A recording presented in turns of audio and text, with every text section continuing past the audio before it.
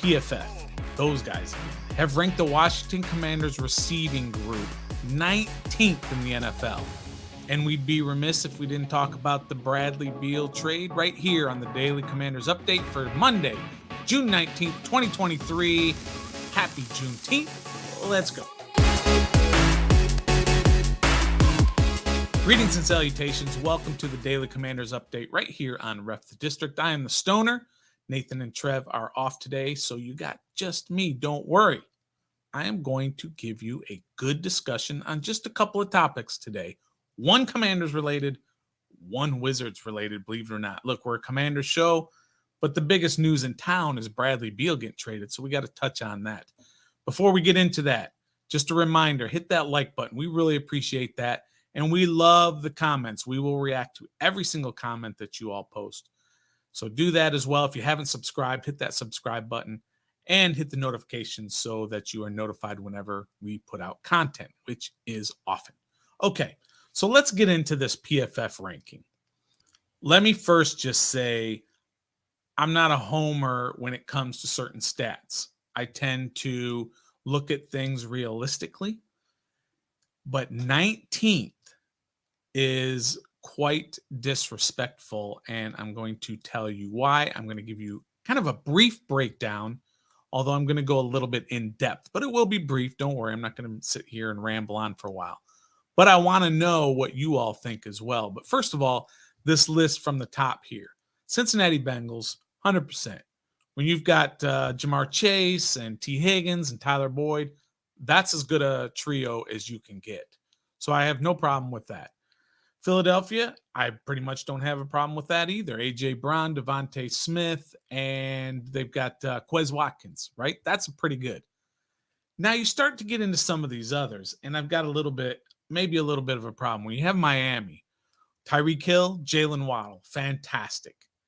Cedric Wilson, let's not get carried away with Cedric Wilson as your number 3. And remember, this is not who has the best number 1, who has the best duo. It's not that either. This is the best receiving core. So that's where I start to have a problem with these. And then they've got San Francisco. Now, San Francisco, they've got Deebo Samuel, right? And they've got Brandon Ayuk. Excellent. 2 excellent receivers. Who's their number 3 receiver? If you're not a huge fan of the team, you probably can't even guess.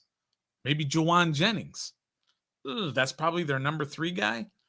I don't know. I think that's probably that's a little too much to be a top 5 receiving group when you don't even know who your number 3 is, really. The Raiders have 2 really good ones at the top with Devontae Adams and Hunter Renfrow. But who's their number 3? Again, I challenge you. Who's their number 3? If I even gave you a last name, you would probably say, well, I'm not sure who that is. Their number 3 is Myers. Who is that? Who's Myers? If you're not super familiar, if you're not a big fan of the Raiders. Jacoby Myers, a flameout from New England. And he's your number 3. How can this be a top 5 unit? When you look at Washington, and here's my explanation for Washington should be much higher. I've got them ranked a top 5. Top 5, and that's being realistic. And you'll hear me say it all the time. I was the one that was getting killed for the most part for saying Terry McLaurin is not a top 10 receiver, which he's still not. But we're talking about trios now. Let's not forget we're talking about trios. So when you see Terry McLaurin, okay, he's probably a top 12, top 13, somewhere around there. And that's really good. By itself, that's really good. It's, of course, not top 5. And you add Curtis Samuel as your number 2. If you compare him as a number 2 to all the other number 2s, I would probably look at it as he's probably top 20, top 18 even as a number 2 guy, because obviously he's not as good as Higgins or even like Tampa with Curtis Godwin. He can't touch Curtis Godwin or, Jalen Waddle and Devontae Smith and Hunter Renfrow. All those guys are much better number 2s. Here's the difference. Here is the difference. It's at the number 3 spot. If you look at Jahan Dotson as your number 3, he's definitely a top 10 number 3, maybe even a top 5 number 3 receiver. When you look at these other teams that are ranked so high, again, for Tampa, they're pretty highly ranked, or even Seattle or San Fran or whatever.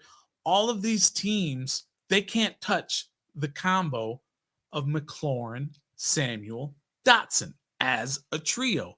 To say they're number 19 to me is outrageous to when you put them all together, because number 3 is better than almost any number 3 in the league. And then you combine it with the other two, that makes them, I think, when I did my look into it, I had them at number 6.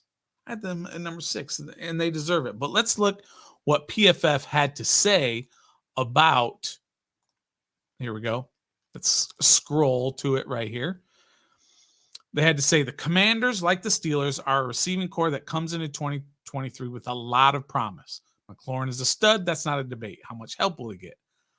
I am hopeful Jahan Dotson can be a suitable running mate as wide receiver 2. Now he's wide receiver 3. Okay, he's not wide receiver 2. He had 4 touchdowns in his first 4 games, but missed some time to injury. And Curtis Samuel is not so great, but again, as a number 2, he's quite good. You add Logan Thomas as a pass-catching tight end and Antonio Gibson coming out of the backfield. What are we doing here? What are we doing?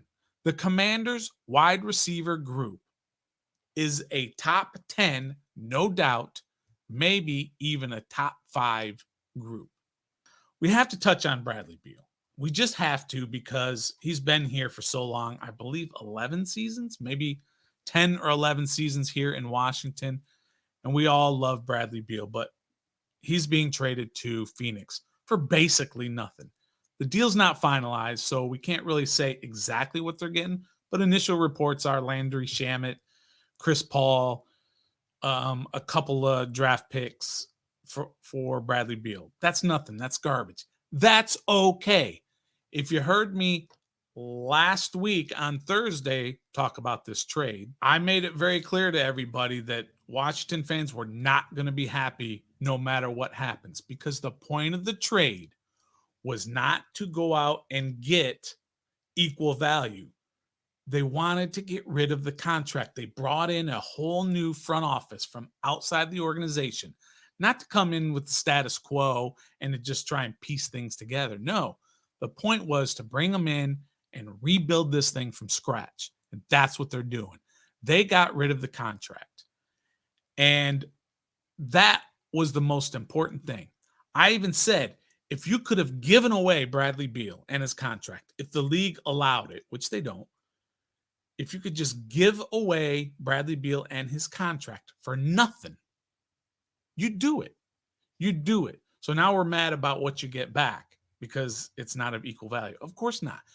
Get rid of that $250, $50 million a year contract for a guy who is overpaid based on what he brings to the team. God bless him. I wish I was overpaid at $50 million, but it was just too much. It was an onerous contract, and they had to get rid of it. And I think they did a fantastic job. They cleared the space. They got a couple of guys that maybe are going to be here, maybe not, but their contract's not going to be here after this upcoming season. That we know for sure. So I just wanted to say that I think it was a fine trade. I mean, what do you want to get back? If you were to trade him anywhere, what do you want to get back? Do you want to get back another not aging, I don't want to say Bradley's aging, he's not even 30 yet, but another superstar type player who's making $50 million a year? Is that what you want back? No. Do you want first round draft picks? Sure. But let's not forget, Bradley had a no trade clause. The only no trade clause in the entire league, maybe in all of sports. That's where they went wrong, was with the no trade clause. So he could decide not only where is he going to go, but he can decide what the compensation is, because he doesn't want to go to a team to where they're going to give so much back that it hurts the team he's going to. I mean, you're not going to trade him for Devin Booker, for crying out loud. You're not going to trade him for Durant. That's not going to happen. Why would he agree to a trade where he's going to a team where they don't have any superstars? So that's where they were hamstrung. He had full control and full power, and that's where they went wrong. You want to blame Tommy Shepard? Blame Tommy Shepard. I blame Ted Leonsis. He's the one that signed off on it. But as far as the actual trade is okay, to me, I think it's okay. But I also want to address one more thing with Bradley Beal before we go here. But Brad has been nothing but awesome here as a Wizard, other than he couldn't lead him to winning. He's been a model teammate, a model. He was a leader. A lot of people don't like some of his antics on the court, but if they were winning, they wouldn't care. Watch Jason Tatum on the court. He's the same way, but they're winning, so he can kind of get away with it. Same with a lot of other superstars. The way their body, their body language is not good when they're losing. I mean, they're losing, and he hates it. He hates losing. So I wish Brad nothing but the best. I'm glad they didn't trade him 3 years ago. I've never understood this concept of trading a guy when his trade value is at its highest. Well, the reason his trade value is at its highest is because he's playing the best he can possibly play. Would you trade right now, if you're Oklahoma City, would you trade Shai Gilgeous-Alexander? He has almost exact same stats as Bradley had 3 years ago. Of course you wouldn't trade him because he's at his peak right now. He's second in the league in scoring. He's an all-star.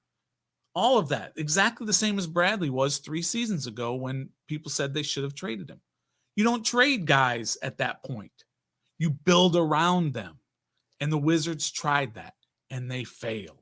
So now it's okay to go ahead and get rid of them and start all over. You don't want big contracts. You don't want Tyler Hero in a contract where he's got 4 years and $120 million left. He's the lesser player than Brad Beal. Why do you want his contract for another 4 years and try to build around him? If that's the case, just build around Beal. You don't want Ayton. He's got 2 years and 102, or maybe it's 3 years and $102 million left on his deal.